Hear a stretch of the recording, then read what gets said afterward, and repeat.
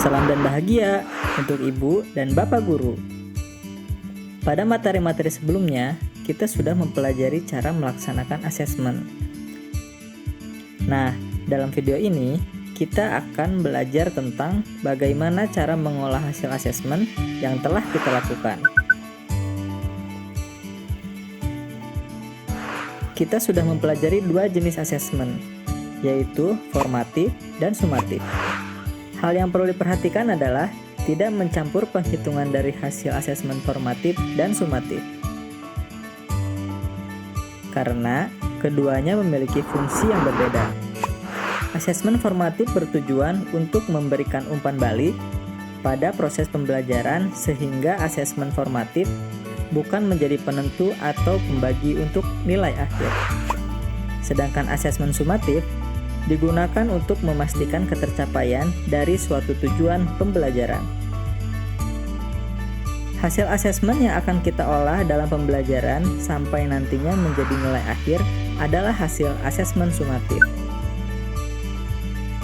Mengolah hasil asesmen dapat dilakukan dengan membandingkan hasil belajar peserta didik dengan kriteria ketercapaian tujuan pembelajaran. Hasil belajar diperoleh dari data hasil asesmen sumatif, baik berupa kualitatif maupun kuantitatif. Sedangkan kriteria ketercapaian tujuan pembelajaran didapatkan dari indikator yang disusun oleh peserta didik sebagai standarisasi seorang peserta didik mencapai suatu tujuan pembelajaran. Mari kita lihat contoh berikut ini. Ibu Wati, guru bahasa Indonesia kelas 4 fase B. Pada materi membaca puisi, Ibu Wati menetapkan tujuan pembelajarannya adalah peserta didik dapat membaca puisi dengan intonasi dan ekspresi yang tepat. Bu Wati memutuskan membuat dua indikator untuk pencapaian tujuan pembelajaran, yaitu pertama, suara dan intonasi, kedua, ekspresi dan penghayatan. Sebagai asesmen sumatif, peserta didik diminta membaca puisi satu persatu ke depan. Bu Wati menyusun kriteria ketercapaian pembelajaran dengan pendekatan rubrik yang ditambah interval nilai.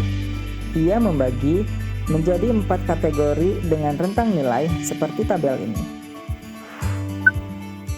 Bu Wati menetapkan kriteria ketercapaian tujuan pembelajaran pada level berkembang untuk setiap indikator.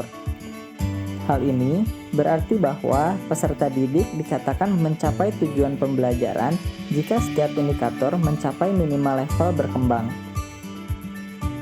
Setelah pembelajaran berlangsung, Bu Wati melakukan penilaian membaca puisi dengan dua cara, yakni penilaian antar teman dan oleh guru, dengan hasil sebagai berikut. Dewi membaca puisi di depan kelas akan dinilai oleh teman, dan saya sebagai gurunya. Pada indikator 1, yakni suara dan intonasi, Dewi mendapat nilai 85 oleh teman, dan 80 oleh guru. Lalu saya merata-rata kedua nilai tersebut dan menentukan nilai untuk suara dan intonasi, yakni 82,5 atau kategori cakap. Sementara untuk indikator 2, yakni ekspresi dan penghayatan, Dewi memperoleh nilai 80 dari teman dan 80 dari saya. Sehingga rata-rata menjadi 80 atau kategori berkembang. Dari hasil-hasil ini, maka saya mendeskripsikan hasil belajar Dewi sebagai berikut. Dewi mampu membaca puisi dengan lantang dengan dinamika yang dinamis. Namun, kadang belum sesuai dengan makna puisi serta menunjukkan ekspresi, namun masih monoton. Dari pengolahan ini, kita dapat menyimpulkan bahwa Dewi telah mencapai tujuan pembelajaran karena sesuai dengan kriteria ketercapaian tujuan pembelajaran yang ditetapkan oleh saya. Ibu dan Bapak Guru, contoh Bu Wati tadi merupakan cara untuk mengolah hasil asesmen dalam satu tujuan pembelajaran. Hasil pengolahan ini nantinya akan digunakan untuk mengolah nilai akhir pada rapor. Caranya akan dipelajari pada video selanjutnya.